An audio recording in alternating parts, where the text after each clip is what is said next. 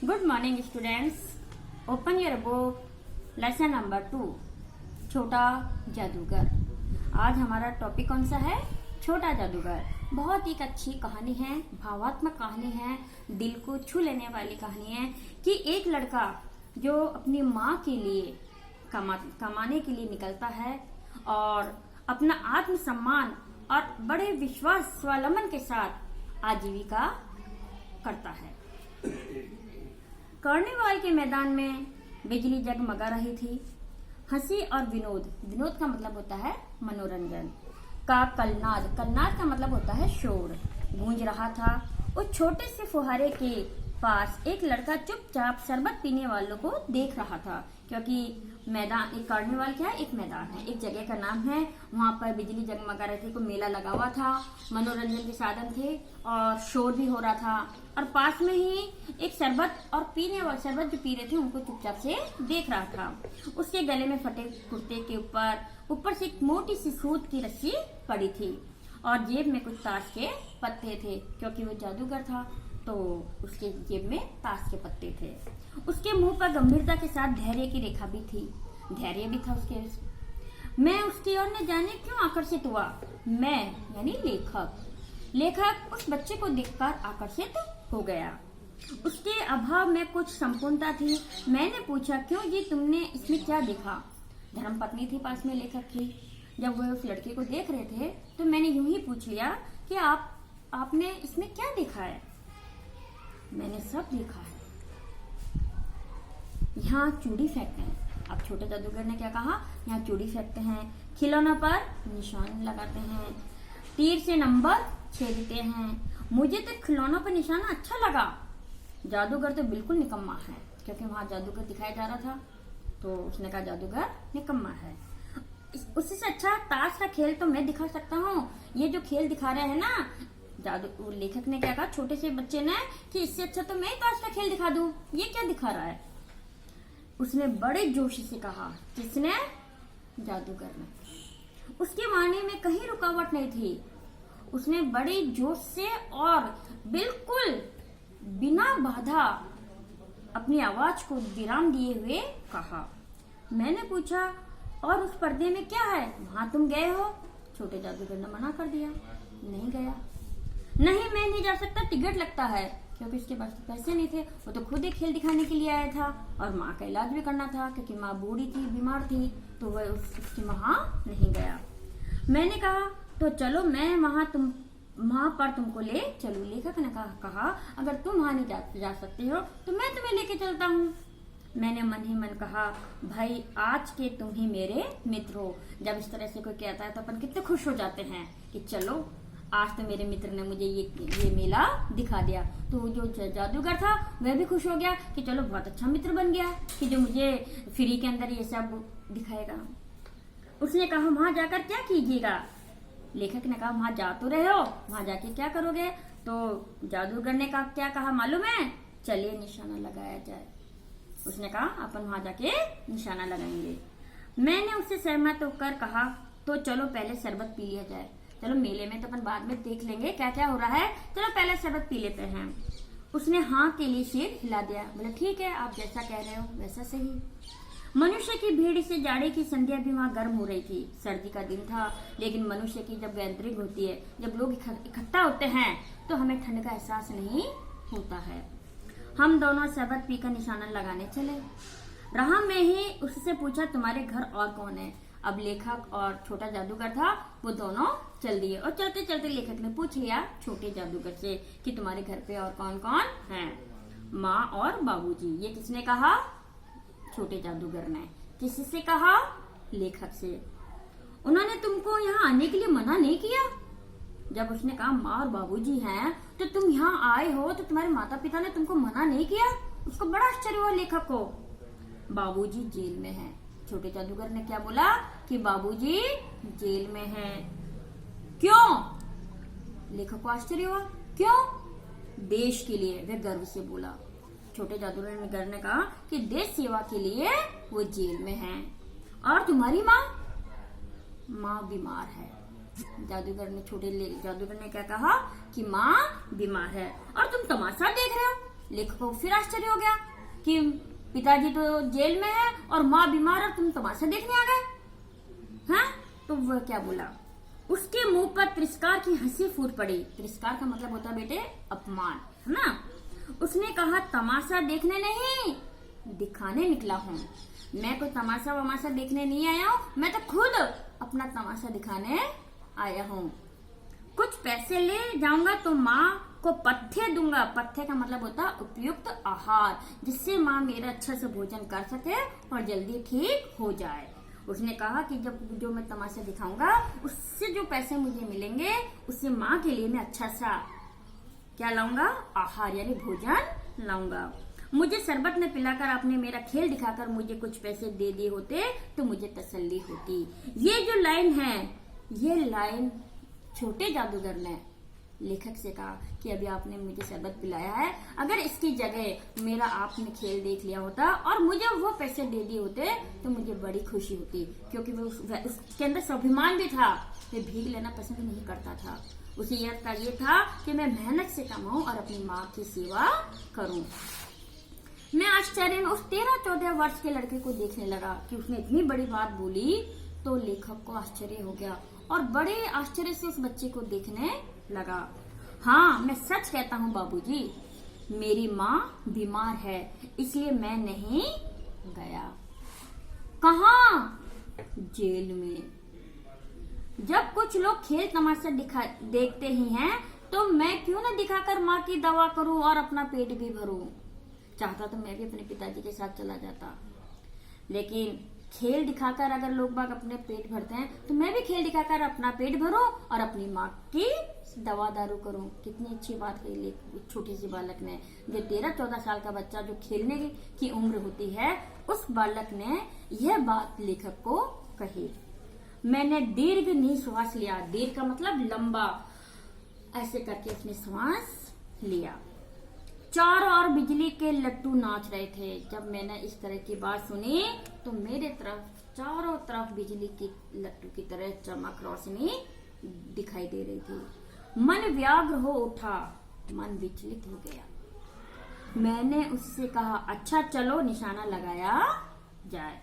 हम दोनों उस जगह पहुंचे जहाँ खिलौनों को गेंद से गिराया जाता था। मैंने 12 टिकट खरीदकर उस लड़के को दे दिए। किसने? लेखक ने, क्योंकि उसके पास तो पैसे नहीं थे।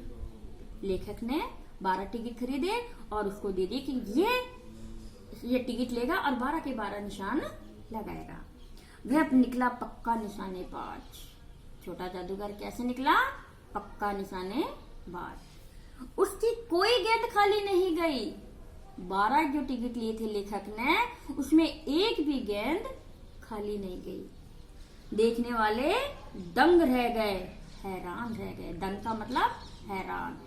वो छोटा सा बालक जो 13-14 साल का बालक था, उसने जब वो निशाना लगाए तो सारे के सारे जो 12 के 12 टिकट थे उसने निशान लगा दिए।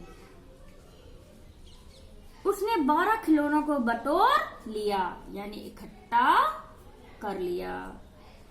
लेकिन उठाता कैसे? कुछ मेरे रुमाल में बांधे, कुछ जेब में रख लिए। लड़के ने कहा, बाबूजी आपको तमाशा दिखाऊंगा, बाहर आइए, मैं चलता हूँ। वह 9-2-11 हो गया। 9-2-11 होना एक मुहावरा है, यानी भाग जाना। 9-2-11 होना, भाग जाना। मैंने मन ही मन कहा, इतनी जल्दी आंख बदल गई। मैं घूमकर पान की दुकान पर आ गया।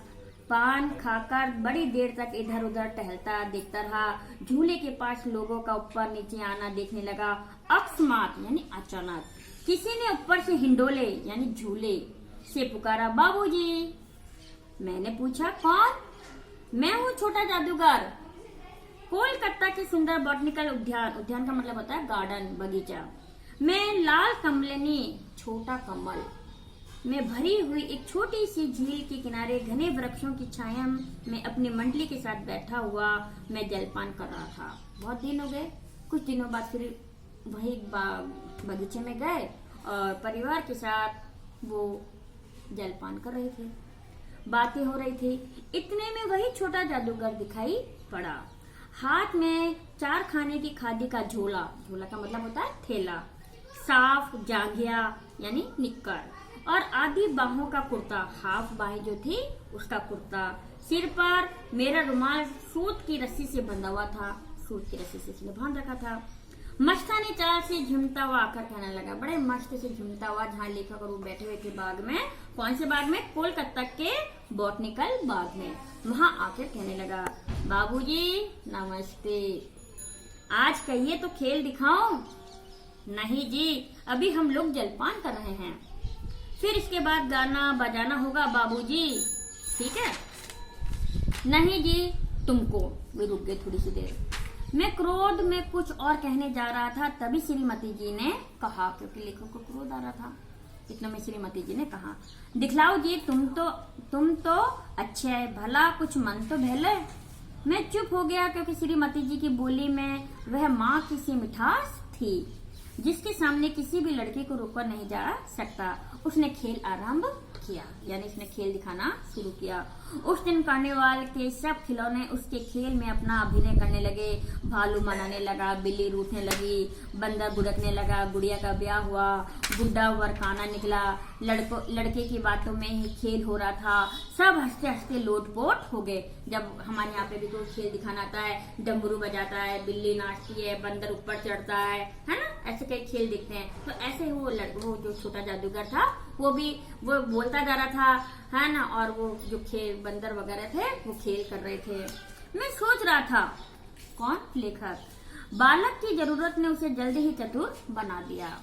यही तो संसार है। ताश के सब पत्ते लाल हो गए, फिर सब काले हो गए, गले की सूत की डोरी टुकड़े टुकड़े होकर जुड़ गई। लट्टू अपने आप नाच रहे थे। मैंने कहा, अब हो चुका, अपना खेल बटोर लो, हम लोग भी अब जाएंगे। ठीक है, लेखक ने कह दिया तो करना ही था ये काम। श्रीमती जी ने धीरे से 1 रुपया दे दिया। वे उछल पड़ा। मैंने कहा, लड़के, छोटा जादूगर कहिए। जैसे लड़का नाम पुकारा तो उसने कहा, मुझे लड़के न कहकर छोटा जादूगर कहिए, यही मेरा नाम है, इसी से मेरी जीविका है। मैं कुछ बोलना ही चाहता था कि श्रीमती जी ने कहा, अच्छा, तुम इस रुपए से क्या करोगे? पहले भरपेट पकौड़ी खाऊंगा, फिर एक सूती कंबल लूंगा। मेरा क्रोध अब लौट आया। मैं अपने पर बहुत क्रुद्ध होकर सोचने लगा, ओहो, कितना स्वार्थी हूँ मैं। उसके 1 रुपए पाने पर मैं ईर्ष्या करने लगा था, क्योंकि श्रीमती ने 1 रुपया दिया तो वो लेखक को जो थी उसको ईर्ष्या होने लगी। जब उसको मालूम पड़ा कि वह 1 रुपये का इतना सारा काम करेगा, पहले 1 रुपये की बहुत वैल्यू हुआ करती थी। वह नमस्कार करके चला गया। हम लोग लता कुंज देखने के लिए चले। उस छोटे से बनावटी जंगल में संध्या साय साय करने लगी थी। शाम होती है जब आवाजें आती हैं। डूबते हुए सूर्य की अंतिम किरण पेड़ों की पत्तियों से विदाई ले रही थी। चारों ओर सुनसान था। हम लोग धीरे धीरे मोटर से हावड़ा की ओर आ रहे थे। हावड़ा जगह है कलकत्ता में। रह रहकर छोटा जादूगर स्मरण यानी याद हो जाता था। सचमुच वह एक झोपड़ी के पास कंबल कंधे पे डाले खड़ा था। मैंने मोटर रोककर उससे पूछा, तुम यहाँ कहाँ? मेरी माँ यही है ना। अब उसे अस्पताल वालों ने निकाल दिया है, क्योंकि माँ भी बहुत ज्यादा बीमार थी, पैसे नहीं थे, तो आप जानते हो क्या होता है, हॉस्पिटल वाले भी निकाल देते हैं। मैं उतर गया। उस झोपड़ी में देखा तो एक स्त्री चीथड़ों से लदी हुई कांप रही थी। चीथड़ों यानी फटे पुराने कपड़े। छोटे जादूगर ने कंबल ऊपर डालकर उसके शरीर से चिपटते हुए कहा, माँ, मेरी आंखों से आंसू निकल रहे हैं। बड़े दिन की छुट्टी बीत चली थी। मुझे अपने ऑफिस में समय से पहुंचना था। कोलकाता से मन उब गया था। फिर भी चलते चलते एक बार उस बाग को देखने की इच्छा हुई। बड़ा दिन होता है क्रिसमस, हम सभी जानते हैं।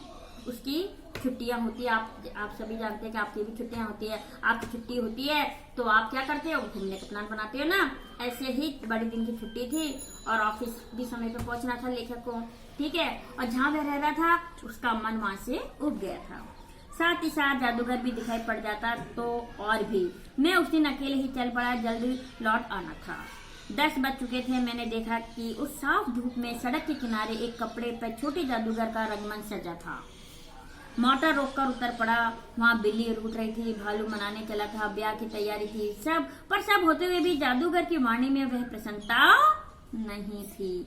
ऐसे लेखक जा रहे थे रास्ते में, उन्होंने देखा वही जादूगर एक रंगमंच सजाया हुआ था और अपना खेल दिखा रहा था। खेल तो वह दिखा रहा था, लेकिन उसकी वाणी में मिठास नहीं थी जो वह हर खेल में दिखाता था।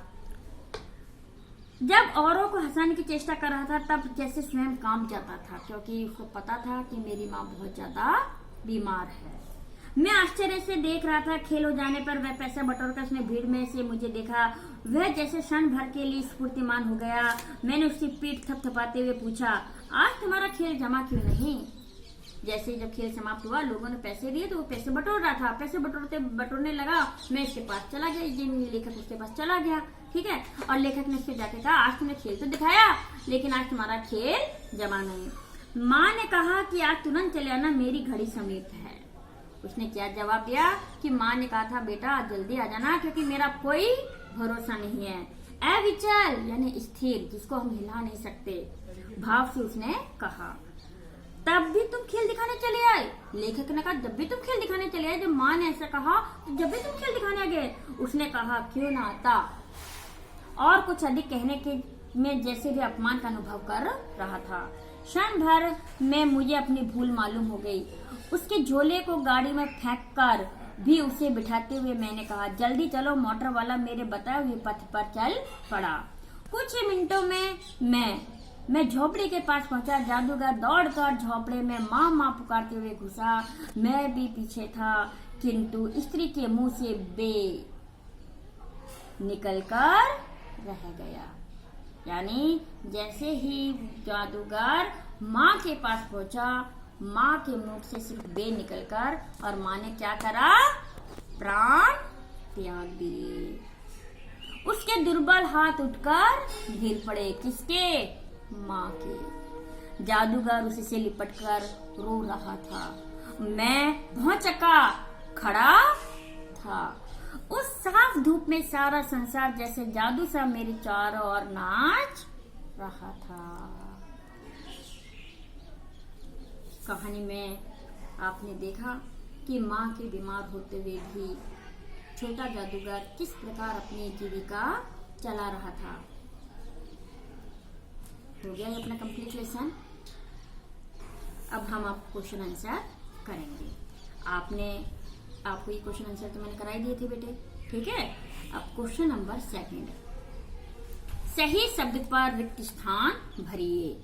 कार्निवाल के मैदान में बिजली जगमगा रही थी। तो चलो पहले शरबत पी लिया जाए। मेरे बाबूजी जेल में हैं। श्रीमती जी ने धीरे से 1 रुपया दे दिया।